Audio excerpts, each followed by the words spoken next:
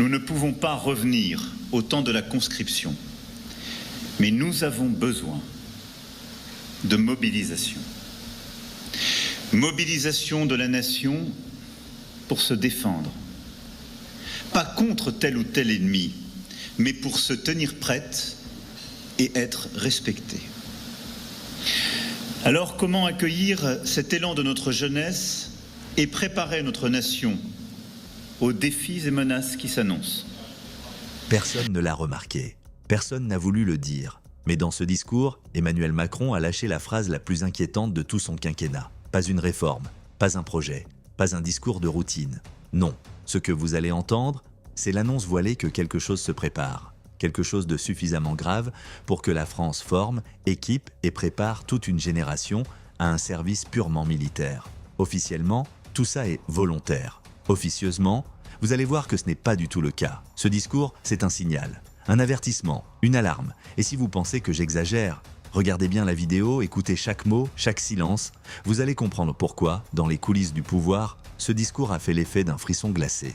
Bienvenue dans l'analyse la plus importante que vous verrez cette année. Madame la ministre des Armées, Madame la ministre déléguée, Mesdames et Messieurs les parlementaires, Monsieur le chef d'état-major des armées, Madame la préfète, Monsieur le président du conseil départemental, Madame la vice-présidente du conseil régional, Monsieur le maire, Monsieur le secrétaire général pour l'administration, Messieurs les chefs d'état-major d'armée, Monsieur le directeur général de la gendarmerie nationale. Macron commence par un protocole extrêmement long. Ce n'est pas anodin. Il rappelle toute la chaîne de commandement militaire, il montre qu'il parle à la nation, mais aussi aux forces armées. Et il crée un cadre solennel, quasi martial, qui prépare le terrain.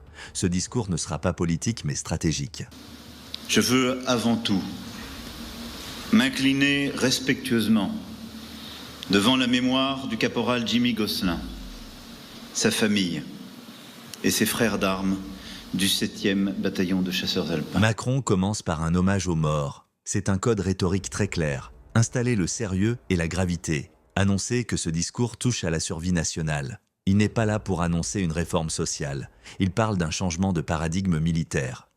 Je suis venu ici, à Vars, au sein de la 25e brigade d'infanterie de montagne, où tous ont choisi de faire bloc autour des armées et des initiatives nationales et locales en faveur de l'engagement de la jeunesse. Parce que nos armées sont celles de la République, parce que notre jeunesse est le trésor de la France, parce que la jeunesse aspire à la liberté et a soif d'engagement. Je veux saluer les jeunes qui sont là nombreux, jeunes des classes et lycées engagés, lycéens de l'école des pupilles de l'air et de l'espace de Grenoble, jeunes cadets alpins, escadrille Air Jeunesse de Grenoble, jeunes qui est aujourd'hui appelés et participés à la journée défense et citoyenneté, ou engagés dans la réserve opérationnelle, engagés dans l'armée d'active. Tous et toutes. Vous incarnez la jeunesse de France qui se tient prête, qui se tient debout, qui vibre au son de la Marseillaise, qui n'a pas peur de s'engager pour les autres, qui est fier de son pays, des valeurs républicaines qu'il incarne. Oui, notre jeunesse... Macron commence par un hommage aux morts. C'est un code rhétorique très clair. Installer le sérieux et la gravité. Annoncer que ce discours touche à la survie nationale. Il n'est pas là pour annoncer une réforme sociale.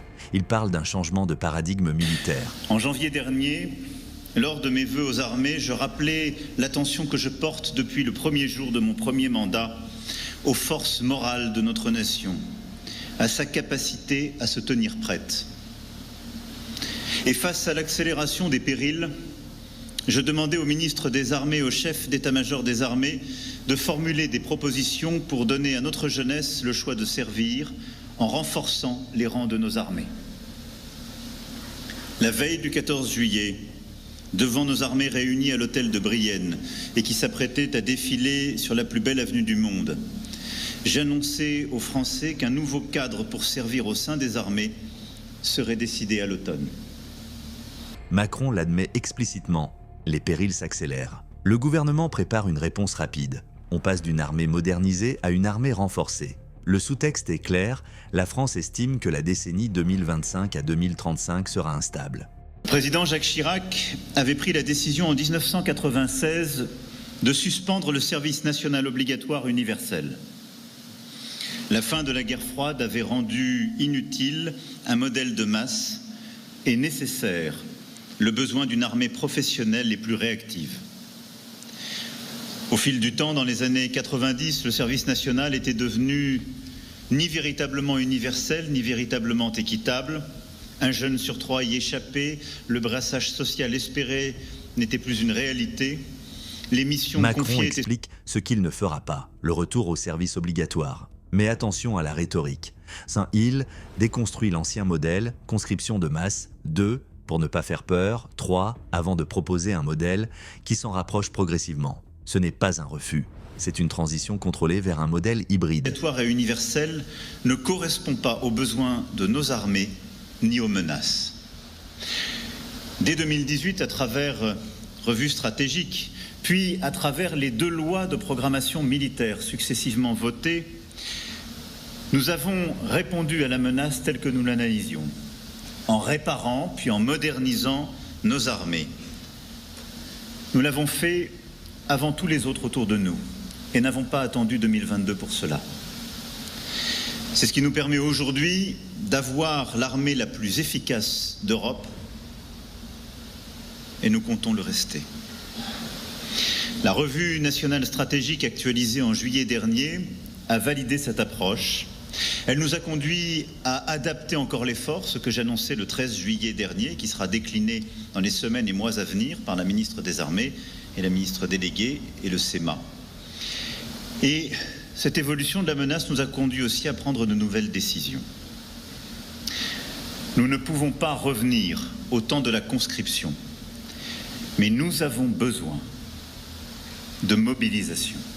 C'est l'une des phrases centrales du discours. Elle dit tout, il n'y a pas encore de guerre, mais il existe une course à la préparation et ceux qui ne se préparent pas seront non respectés. C'est du langage stratégique. Va être institué progressivement dès l'été prochain. Ce service poursuit 3 objectifs précis. Renforcer le pacte noué entre notre nation et notre armée. Renforcer la capacité de résistance de notre nation. Consolider la formation de nos jeunes. Là où nous soutenions l'ambition d'un service national universel pour conforter la cohésion au sein d'une classe d'âge, l'accélération des crises, le durcissement des menaces me conduisent à proposer aujourd'hui un service national purement militaire qui, sans être universel, peut... Voilà le cœur rouge. Un service national militaire, pas civique. Rouge progressif, mais conçu pour durer. Rouge destiné à engager toute une génération. Macron annonce en réalité le retour d'une culture de mobilisation en France. Je porte aujourd'hui un projet pensé dans la grande tradition française de l'engagement, quand il s'agit de défendre le pays que nous sommes. N'oublions jamais que chaque fois que l'histoire l'a exigé, la jeunesse de France... Macron crée un parallèle direct. La situation actuelle et la période de guerre historique. C'est un message psychologique destiné aux citoyens. Le contexte mondial exige que vous soyez prêts.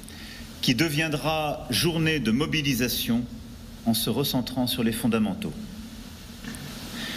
Je veux ici insister sur le fait que le service national concernera seulement des volontaires et le cœur sera constitué par les jeunes âgés de 18 à 19 ans. En cas de crise majeure, le Parlement pourra autoriser de faire appel, au-delà des seuls volontaires, à ceux dont les compétences auront été repérées durant cette journée de mobilisation, et alors le service national deviendrait obligatoire. Mais ce cas exceptionnel mis à part, ce service national est un service des volontaires, sélectionnés ensuite pour répondre aux besoins de nos armées. Ce service national s'inspire des pratiques de nos partenaires européens, en particulier de la Norvège. À l'heure où tous nos alliés européens avancent face à une menace qui pèse sur nous tous, la France ne peut demeurer immobile. La ministre des Armées aura l'occasion de préciser les conditions dans lesquelles les candidatures pourront être déposées à compter de mi-janvier 2026. Les volontaires seront sélectionnés par les armées qui choisiront parmi eux les plus motivés et ceux qui répondent le mieux à leurs besoins. Ils serviront sous statut militaire, seront dotés d'un uniforme, d'une solde, d'un équipement. Le service national s'effectuera au sein des armées et sera piloté par le seul ministère des Armées. Si le service national commencera dès 2026, les jeunes pourront aussi exprimer le souhait en 2027 d'effectuer leur service national au sein de la Gendarmerie nationale, de la Brigade des sapeurs-pompiers de Paris et du bataillon des marins-pompiers de Marseille, qui sont également sous statut militaire. Il appartiendra alors au SEMA de décider chaque année du nombre de jeunes affectés dans ces unités. L'objectif que nous poursuivons est un objectif militaire. Nos jeunes du service national serviront pendant 10 mois, ce qui correspond à une année de césure et permet de s'inscrire parfaitement dans le parcours de nos jeunes. Nos jeunes du service national commenceront par une formation initiale d'1 mois où ils apprendront ensemble les rudiments de la vie militaire.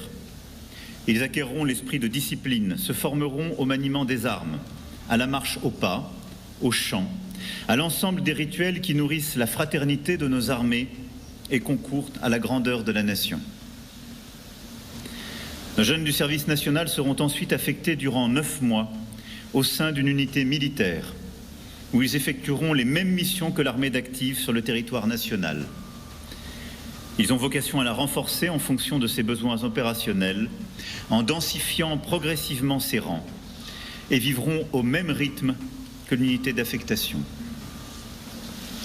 Nos jeunes du service national participeront à toutes les missions, de sentinelle à l'assistance aux populations, à tous les postes, du terrain à l'état-major. Nos jeunes, je le dis avec clarté, serviront sur le territoire national et uniquement sur le territoire national, c'est-à-dire en métropole et dans nos outre-mer. Le service national, c'est le territoire national, car c'est la mobilisation pour nous défendre. Et je souhaite que cet emploi sur le territoire national soit prévu par la loi. Le choix du territoire national est stratégique. Cela prépare à la défense intérieure. Cela évite les polémiques d'envoi de jeunes à l'étranger. Cela renforce la cohésion des territoires. Après le service national, les jeunes pourront poursuivre leurs études ou se lancer dans la vie professionnelle civile, tout en intégrant la réserve opérationnelle. Ils seront accompagnés par les armées s'ils recherchent un emploi. Pour ceux qui le souhaitent, ils pourront rejoindre l'armée d'active en s'engageant et leur expérience acquise sera valorisée. Ainsi, nos armées bénéficieront dans la nation de jeunes Françaises et de jeunes Français dont les motivations auront été repérées, l'engagement éprouvé, les compétences exercées. C'est un atout majeur, militaire, moral, civique et républicain. C'est un acte de confiance dans notre jeunesse. Un modèle hybride d'armée va bel et bien apparaître, qui correspond aux menaces et aux risques qui sont devant. Ce service national ne peut avoir du sens que s'il a de l'ampleur. Le service national va débuter à l'été 2026 et nous augmenterons progressivement les effectifs. 3000 jeunes seront choisis pour effectuer le service national à l'été 2026 et les promotions augmenteront progressivement pour atteindre 10 000 jeunes incorporés en 2030. L'ambition que je porte pour la France est d'atteindre 50 000 jeunes en 2035. Ceci sera à adapter en fonction de l'évolution de la menace. Il nous faut, dès maintenant, commencer à construire des hébergements, des infrastructures pour que les jeunes soient accueillis correctement dans les garnisons et dégager progressivement un nombre suffisant de cadres pour former et commander ces jeunes. Cet effort de défense sera financé par l'actualisation de la loi de programmation militaire 2026-2030 qui prévoit un budget supplémentaire de plus de 2 milliards d'euros pour le service national. C'est un effort important, il est indispensable. Parallèlement, notre nation doit mieux accompagner l'envie de servir de notre jeunesse. C'est ce que le ministère de l'Éducation nationale aura apporté. Voilà pourquoi, afin de consolider l'effort fait ces dernières années à travers le SNU, la durée des classes de défense et de sécurité globale va passer d'1 à 3 ans. Voilà pourquoi nos jeunes devront participer à au moins une cérémonie commémorative par an dans chaque établissement. Voilà pourquoi nous inciterons à effectuer les stages de seconde dans nos armées. Enfin, ce service national purement militaire complétera les dispositifs actuels d'engagement comme le service civique qui accueille plus de 100 000 jeunes chaque année. J'aurai l'occasion d'y revenir, mais services civiques et réserves civiles joueront un rôle clé dans la mobilisation non militaire de la nation et sa préparation aux nouveaux risques. Mesdames et messieurs, dans ce monde incertain où la force prime sur le droit et la guerre se conjugue au présent, notre nation n'a le droit ni à la peur, ni à la panique, ni à l'impréparation, ni à la division. La peur, au demeurant, n'évite jamais le danger. La seule façon de l'éviter, c'est de s'y préparer. C'est ce que font nos armées au quotidien. Elles le feront demain, plus encore. Le service national sera utile aux jeunes, aux armées et à la nation qui disposera donc de cette armée régénérée, une armée complète, une armée efficace et modernisée, capable de faire face aux risques dans tous les espaces, une armée avec un cœur actif et une jeunesse formée et sélectionnée. Voilà ce que nous devons viser et nous le ferons dès l'été prochain. Je parle ici devant des unités combattantes qui, comme tant d'autres, n'ont jamais peur d'avancer vers les sommets. C'est à la nation d'emprunter aujourd'hui cette voie des sommets. Elle y est prête, je le sais. Vive la République! Alors, qu'est-ce qu'on vient réellement d'entendre? Un président qui ne parle plus de modernisation, un président qui ne parle plus d'économie, de climat, ni même de politique intérieure. Non, pendant 20 minutes, Emmanuel Macron a parlé comme si l'histoire accélérait, comme si la France devait redevenir une nation prête. Ce service national, officiellement volontaire, n'est pas un simple programme pour occuper la jeunesse. C'est un message codé, un message envoyé à nos alliés, à nos adversaires et à nous tous. Nous savons que quelque chose arrive et nous nous préparons. Et c'est ça, la partie que personne n'a encore vraiment comprise. En élargissant l'armée, en formant les jeunes, en militarisant l'école, en structurant une réserve massive, le gouvernement ne se prépare pas à 2026. Il prépare la décennie entière, une décennie où l'Europe redevient un continent stratégique, où les blocs se reforment, où les nations recommencent à compter leurs soldats, pas seulement leur budget, et la vraie question n'est plus « la France est-elle prête ?» Non. La vraie question, c'est celle-ci. Pourquoi la France ressent-elle le besoin urgent de se préparer maintenant ? Qu'est-ce que l'État voit et que nous, citoyens, ne voyons pas encore parce qu'aucun pays ne restructure sa jeunesse pour rien. Aucun pays n'investit 2 milliards et 50 000 volontaires juste par prudence. Et surtout, aucun président ne dit publiquement « la seule façon d'éviter une guerre, c'est d'être prêt à la faire par hasard ». Alors la question reste en suspens, pesante, inconfortable, inévitable. Et si ce nouveau service national n'était pas une réforme, mais un signal ?